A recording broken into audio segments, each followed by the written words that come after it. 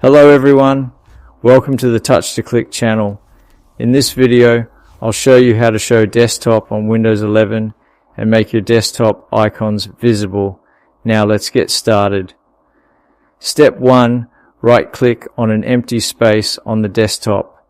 This opens a menu with options to manage how your desktop looks. Step 2, hover your mouse over view. This section controls how desktop icons appear. Step 3, click on Show Desktop Icons to enable them. This will make all desktop icons visible.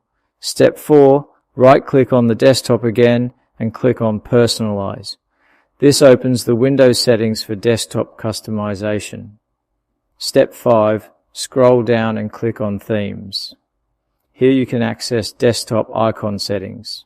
Step 6, scroll down and click on Desktop Icon Settings. This opens the System Icon Settings window. Step 7, select the desktop icons you want to show. You can enable icons like this PC or recycle bin. Step 8, click Apply and then click OK. This will save the changes and show the icons. Step 9, click the Windows icon on the taskbar. This opens the Start menu. Step 10, click on All Apps. This shows all installed applications.